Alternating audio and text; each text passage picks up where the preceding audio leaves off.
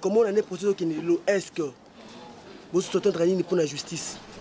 Bisoto lobaka ke ndenge mokozamboka lobaye ke non état de droit et sengeli makambo kende kaka na bosembo po toke ke na bosembo ndebo etokomona ke état de droit yango eza penda ya solo keso ezaka na ndenge kaka ya slogan en tout cas wana en tout cas biso tokozala d'accord te.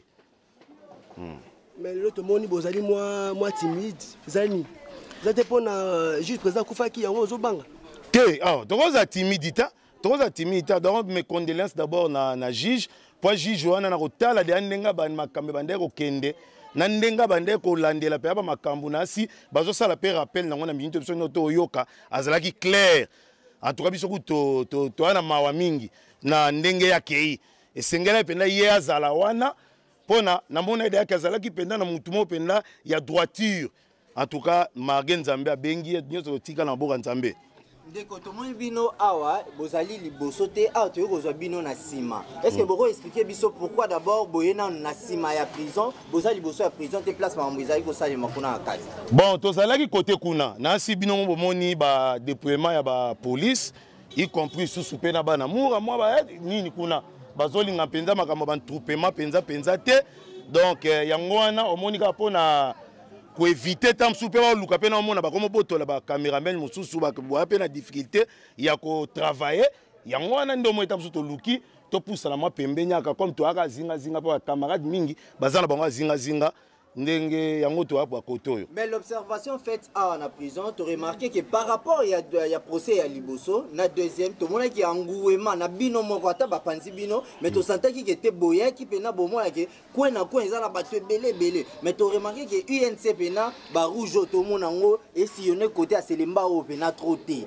bino moko bo comprendre que était maman pena et simba sute te koloba ke makambo ezo simba te ya nengo wana te. Makambu biso nde toalinde tolobaka toujours ensemble. Na yebi ke bande ko ebele baza zinga ba yaki wana na ba délégation ba ke zinga wana vi ba déploiement na ba ko mususu toyoki yango wana moni na kati kaka ya ekenge nde pe bino pe ba journaliste na si soko leki kuna na si bwana difficulté baza ko linga d'abord ko ba mona bino penza boete na ba cameraman na bino. Bon, et il y a une logique, il faut battre la table sur la caméra, pour que tu aies logique à la politicien, à biso, le lenge bango bazalaka. Akoya batinde musala tam sa pesa conseil, ya rolinga akangi. Appareil, ba comme un système sur ya ba god, ba do biloko wana dia comme to yebi, comme to mona ke sala makamingi, yanga batu ba mo tam su na ekenge.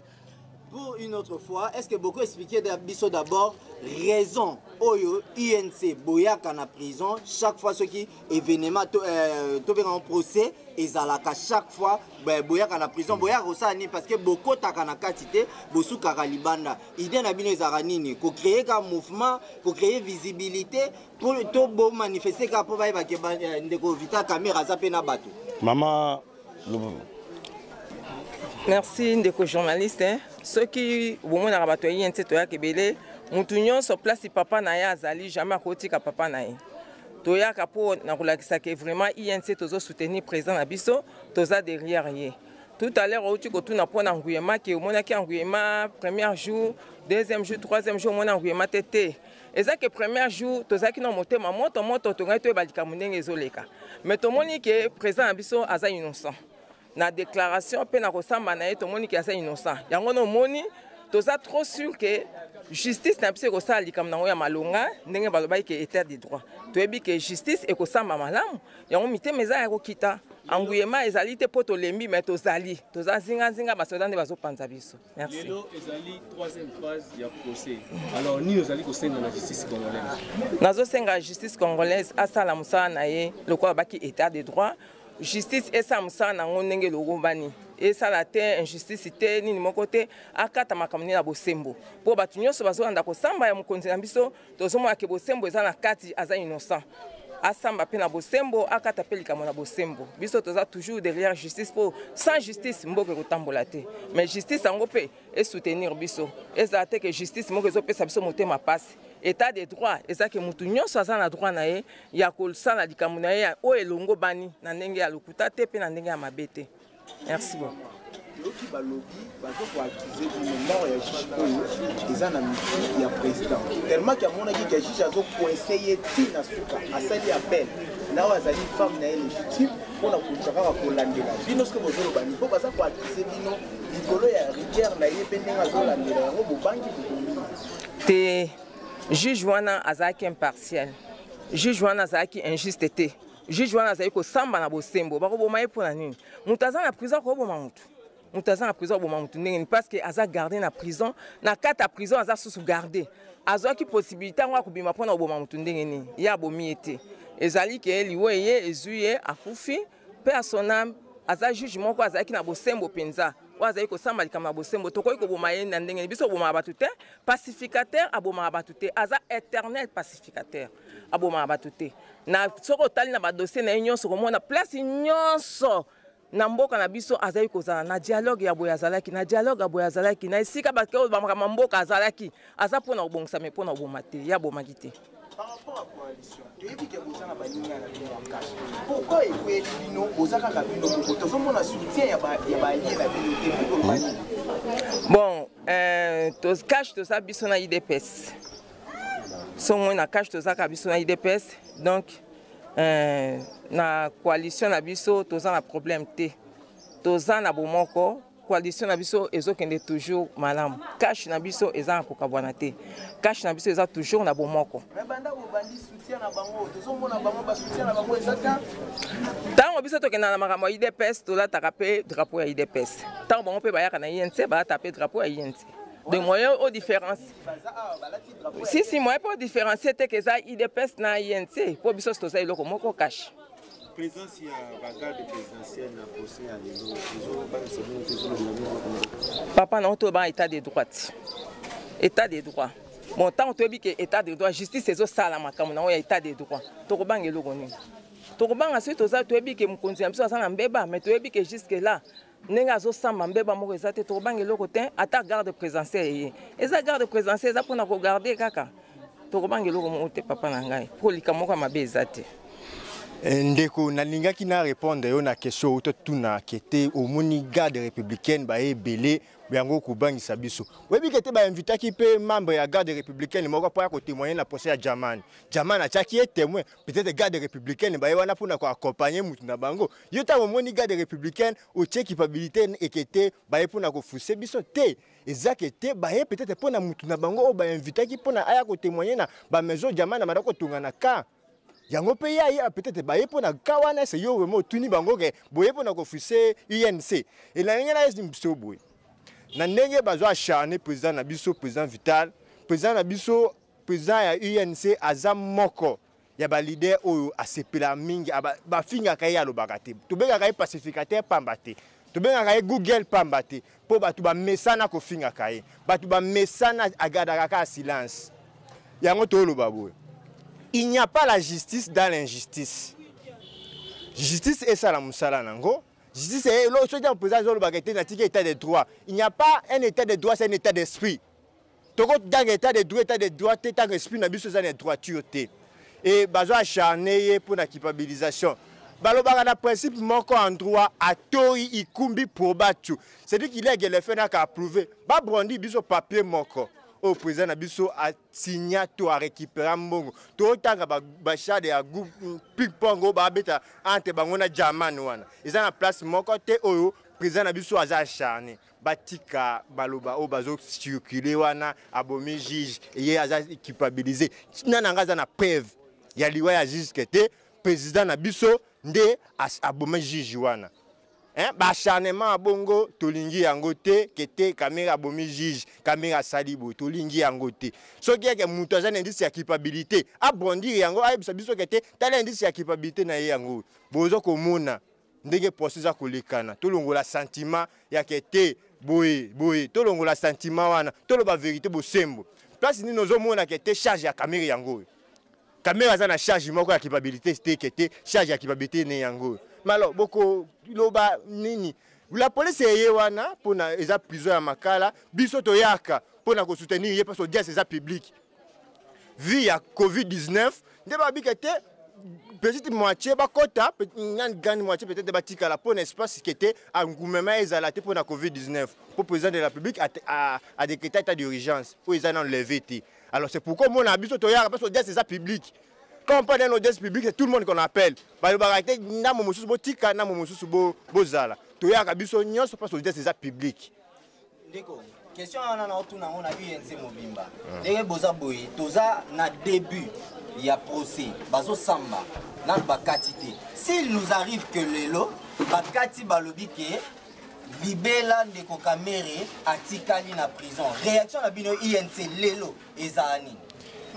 Réaction na biso. Réponse ya boya. Oui. Réponse wana parce qu'il y a une partie bien organisée, bien structurée. C'est la direction politique qui dit que Duluba est en Haïti. On a compétence des attributions. Hein? Et la direction politique nationale a décidé que c'était beau, mais non. Papa peut sa réponse. Ceux qui le loquent va déclarer que Ndeko Vital Kamere, président national de UNC. Salama. D'abord, le président a la condamné. Pour les preuves tangibles et en réalité, ma camarade rumeur. Oh, baloba qui bouille. Oh, sont des moutons. Donc, abisso to ebi ke lokwana et kozalate. Et kozalate, on peut moins que na lobake non. Oh, sont qui va condamner. Pour abisso de na yese to ebi ke non. Épreuve d'abord exaté. Et ali kambwa pièce par pièce. Vital Kamere a kozala condamné te pona. Surtout l'année na bosemba za condamné te. Donc ngana amukuse na bile ngwana. Réaction na bino ceux qui est le président Vital Kamere atikali na prison. Pour réagir ndenge ni lelo après procès. INC est parti moko ya ba sauvagité, est parti à intellectuel bien qu'ils a parti à masse, mais réaction bon, l'intimité que pas condamné. De moi on appelle ça réaction exatée parce que jusque là aza maboko pembe. Aza innocent donc moi na lobate que to ça appelle le côté pour bakokanga pe été. Ndeko réaction na yo par rapport d'abord il y a question na zotuna toi na posa bopé sa biso bolo banane bozo banga et puis boza na foi boza na kondima makasi na comprendre pour nani bon répondre biso réaction na bino. Messieurs les journalistes, on n'a pas peur. Okay. Nous sommes très confiants du pacificateur, de Vital Kamere. Il s'agit de Vital Kamere qu'on parle ici. Dans ces dossiers, nous membres, nous ne sommes pas bêtes. Nous avons quelqu'un, un idole, quelqu'un qui est épris et rempli de valeurs. Et lorsqu'il a été invité pour la première fois, lorsqu'il a totalement été invité, normalement, il s'est présenté comme tout citoyen. Mais nous entendons dans les médias ceux qui on les invite, mais ils ne partent pas. Vital Kamere, c'est un homme épris de valeurs, de morale et de vertu. C'est un homme d'État. Et lorsqu'il est invité, parce que c'est la justice congolaise qui l'invite, il se présente. Et certainement, il était, je ne sais pas, c'est ça la question que nous nous posons aujourd'hui. Il a été invité et il a répondu, on l'a mappé. Mais ensuite, il se pose lui-même la question. Et même nous posons la question, comment expliquer? Il est là en qualité de qui? Un renseignant, témoin ou quoi? Parce que jusque-là, les ministères publics n'arrivent pas à prouver sa culpabilité. Imaginez-vous, à la deuxième séance ou au deuxième procès, il était prévu qu'on nous présente, c'était 450 ou 500 pièces de documents. Mais j'étais étonné parce que nous tous, on attendait voir ces documents-là. Et même les peines attendaient, le président national Vital Kamere attendait. Malheureusement, ce qui s'observe à l'ENI, que c'est juste purement de l'acharnement politique. Et jusque-là. Vous accusez ça de l'acharnement politique. Mais oui, certainement. Mais... Qui peut vous acharner? Parce que c'est vous qui dirigez. La coalition qui dirige. Ah, je pense que c'est une question politique. Vous-même, vous savez que nous sommes dans une dimension totalement politique et il y a assez de rouages. C'est-à-dire, nous savons que nous avons... L'acharnement politique. Ouais. C'est vous qui dirigez. Le cash, la coalition cash qui dirige. Qui peut vous acharner? Parce que maintenant que c'est vous qui dirigez la République. Messieurs les journalistes, nous ne sommes pas sans ignorer ce qui se passe dans ces pays. Et vous-même, vous êtes conscient de ce qui se passe aujourd'hui. Je pense que nous le disons haut et à haute voix. C'est un acharnement politique. Pourquoi? Parce que nous avions observé certaines séquences de diabolisation. Et lorsqu'on dit quelqu'un... On diabolise qui? On diabolise les peines Vital Kamere. Okay. On les diabolise. Comment expliquer? On peut dire qu'il a volé sans preuve. Et vous allez voir qu'il y a assez de choses, il y a assez d'éléments qu'on essaie un peu d'instrumentaliser. On dirait on puise les informations dans les réseaux sociaux. Parce que dans les réseaux sociaux, on dit quelqu'un a volé, qu'il a volé. Non. Qu'est-ce que vous accusez derrière tout cela? Il tire des informations sur les réseaux sociaux, l'acharnement. Qui est-ce que vous accusez? Vous, l'UNC, vous accusez qui? La personne, les peines a été